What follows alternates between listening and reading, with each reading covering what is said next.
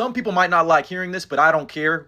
Yes, we all agree that Christopher Nolan's The Odyssey is going to be the best movie of 2026 and potentially the greatest motion picture since pictures were put in motion. Okay, the glaze is kind of crazy, but it's necessary, I fear. Because we just got a whole bunch of insane new details for The Odyssey that include our first look at more cast members for the film, casting confirmation, as well as some very interesting quotes about the movie that got me hyped. But we're talking about Sir Christopher Edward Nolan. No other director got as much motion as Nolan. But either way, me and you know what we got to do. We got to talk about it. First things first, rest in peace, Uncle Phil. But for real, here we have our first official look at Robert Pattinson, who's going to be playing Antinous. And can we just take a moment to appreciate the drip, the armor, the gauntlets, the gold accents, the fucked up bokeh? It's all perfect. And y'all better be prepared because he's gonna be the Joffrey of this movie. He's gonna be that annoying prick that everyone hates. So think Joaquin Phoenix in Gladiator. Because Antinous is one of the most cruel and arrogant people vying for Penelope's hand in marriage. He basically be talking behind Odysseus' back and it's just annoying. So I already know Robert Pattinson is gonna give us a freak ass voice and it is a requirement. But we also got our first look at John Leguizamo as Eumaeus, who is one of the most trustworthy and loyal right-hand men to Odysseus. And he's almost unrecognizable as John Leguizamo. They do that every year. But we also got another look at Matt Damon, who's playing Odysseus, and he's out here looking like Zeus for real with that big beard and the long hair in that drab. But we already knew about Odysseus. What we really need to focus on is Zendaya as Athena. And she's a divine patron of Odysseus and his family and takes the form of a human and guides them on their quests. So I'm really interested to see Zendaya take that wise role because I feel like that's something we've never really seen from her before. And just the other day, thanks to Empire Magazine, we got our first look at Tom Holland as Telemachus, who is the son of Odysseus, played by Matt Damon. And I think he looks solid. I mean, it does suck that he has an iPhone face, but I'm loving the wardrobe. The production design of this film looks incredible. I love that freaking cup bowl he got in his hand. And really, the entire production design of this film just looks absolutely immaculate. We got more looks at Odysseus and his army, as well as looks at Mia Goth and Anne Hathaway. Damn, Anne Hathaway been fine shit since ancient Greece. That really is longevity. Mia Goth is going to be playing Melantho, and Anne Hathaway is going to be playing Penelope, Odysseus' wife, Telemachus' mom, and the woman who Robert Pattinson is going to be vying for. So in Odysseus' absence, there's a lot of drama going on. Who's going to be the rightful heir for him and shit like that. I mean, just look at this image of the horse on the beach that Empire Magazine gave to us exclusively. This just looks like pure cinema.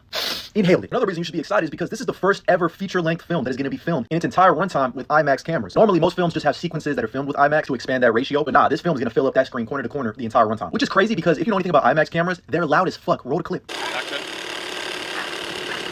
But thanks to these new behind-the-scenes images, it looks like Nolan and his team have found a way to work around the loudness of the camera. They have the IMAX camera with a blimp attached and the microphone overhead in front of it to really avoid any issues with the audio and sound. I know if you're a Christopher Nolan fan, you know that sometimes his audio mixtures are the greatest. So this is a nice way to avoid them having to use ADR and just get nice, clean, and crisp audio with the loud-ass cameras. I mean, if anyone was going to figure out a workaround, it was going to be Nolan. He is like IMAX's Prince King, crown him. But as you all know, Nolan is very practical and he prefers practicality over green screen visual effects. So when you see them in ships riding in waves, they're actually in ships riding in waves. It looks like Christopher Nolan's like 5 seconds away from saying, "Let me drive a boat." And just the sets they've been building to replicate ancient Greece. This is what filmmaking is all about, man. But what has me even more interested is if you've read The Odyssey or seen any of the vast adaptations of it, you know just how fantastical and mythological it is. I mean, not only do you have the Cyclops, the Sirens, you also have the Scylla, and all of these ancient mythological creatures from ancient Greece. So I'm really excited to see how he tackles that aspect of the movie. I know I'm not the only one excited because tickets for The Odyssey in IMAX went on sale a year before the movie even came out, and they sold out within 30 minutes. Y'all think I'm playing. Y'all think I'm over-exaggerating. Y'all think I'm embellishing. Y'all think I'm being hyperbolic. No, this was within the first 2 minutes of tickets going on sale. The closest 70mm IMAX theater near me, look at this. By my count, that's like 300 ass cheeks. I was hoping to get 2 seats together without having to break my neck and pulling a Superman marketing strategy out of my tool belt. Like, look up how I'm about to be watching The Odyssey 1 year from today.